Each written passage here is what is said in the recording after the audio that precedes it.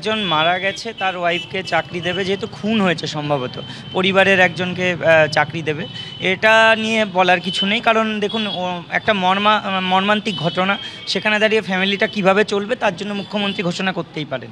কিন্তু যেখানে 19,000 জন যোগ্য চাকরি গেল, সেটা কি মর্মান্তিক ঘটনা নয়?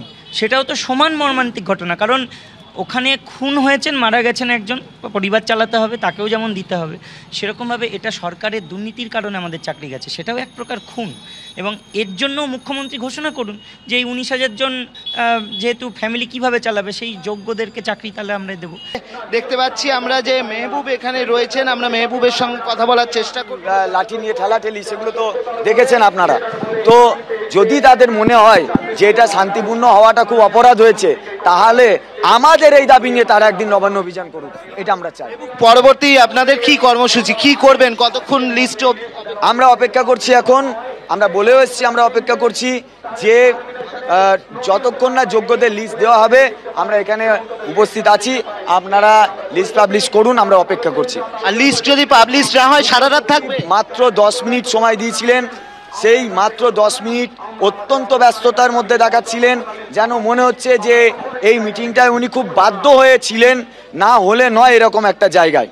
কি বললেন, কোনো আশা দিলেন? কোনো আশা, কোনো কিচ্ছু পাওয়া যায়নি। ওনারা এখনো পর্যন্ত ওনাদের জায়গাতে অনড় আছেন এবং কোনোভাবেই যোগ্যদের যে তালিকা সেটা পাবলিশ করার কথা বলছে, কিন্তু তারপরেও তারা শুধু ঘুরিয়ে ঘুরিয়ে একই কথা বলছেন এবং আমাদের দিকেই কার্যত তারা মানে বলটা ঠেলে দিচ্ছেন যে আমরা এইগুলো যদি দিই তাহলে পরে তোমাদের কথা মানছি, হ্যাঁ তোমাদের কথা মেনে যদি আমরা সব কাজ করি তাহলে রিভিউ জেতা বা না জেতা তোমাদের দায়। তালিকা প্রকাশ না হলে কি করবেন, এখানেই থাকবেন সারা রাত? আমরা বলে এসেছি আমরা আছি এখানে, আপনি তালিকা প্রকাশ করুন। ওনারা গিয়েছেন আবার চিফ সেক্রেটারির সঙ্গে আলোচনা করতে, ওনারা আলোচনা করুক, আমরা অপেক্ষা করছি। যদি সারা রাত হয় সারা রাত অপেক্ষা? নিশ্চয়ই আমরা অপেক্ষা করছি, এখন আমরা অপেক্ষা।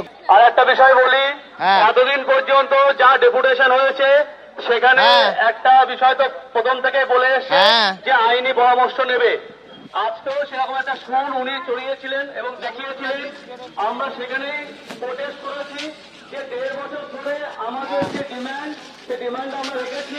আপনারা জানেন এই ডিমান্ডটা কিন্তু পুরোপুরি ভাবে লিগালি আমরা ডিমান্ড করছি। আমাদের লয়াররা বলছে এটা দিলে খুব ভালো হবে এবং দেখো এখানে বসতে দেবে না, যে আপনারা যোগ্যদের লিস্ট দেবেন না। সেই জায়গায় দাঁড়িয়ে আপনারা যেটা বলছেন অযোগ্যদের পাশে আছেন, উনি নিজে বললেন সরকার হিসেবে যখন থাকি আমরা সবার কথা ভাবতে হয়। এটা লজ্জা হওয়া উচিত ওনাদের। টাকা নিয়ে চাকরি দিয়েছে, এখনো পর্যন্ত অযোগ্যদের হয়ে কথা বলছেন। এবং যারা যোগ্যতার সঙ্গে চাকরি পেয়েছে তারা রাস্তায় ঘুরে বেড়াচ্ছে, থানায় ঘুরে বেড়াচ্ছে, এফআইআর খাচ্ছে, শোকজ খাচ্ছে, তাদের অপরাধতার জন্য। আপনারা বলছেন যে সরকার, মানবিক সরকার আমাদের পাশে আছে, আমাদেরকে বাঁচানোর জন্য ওনারা সবসময় আছেন, কিন্তু ওনাদের যে কার্যকলাপ সেটা একবারের জন্য সেটা এস্টাবলিশ হচ্ছে না বা আপনারা ঘুরিয়ে দিচ্ছেন। লাস্ট আমরা এটাই বলে এসেছি। আর একটা বিষয় বলি, চিফ সেক্রেটারি 10 মিনিট টাইম দিয়েছেন, এটাও একটা লজ্জার বিষয়। কারণ ওনাদের সময়ের মূল্য আছে আর আমরা বানের জলে ভেসে এসেছি। যারা টাকা দিয়ে চাকরি পেয়েছে তাদের ক্ষেত্রে তারা হচ্ছে তারা হচ্ছে আপন ছেলে, আমরা বানের জলে ভেসে এসেছি।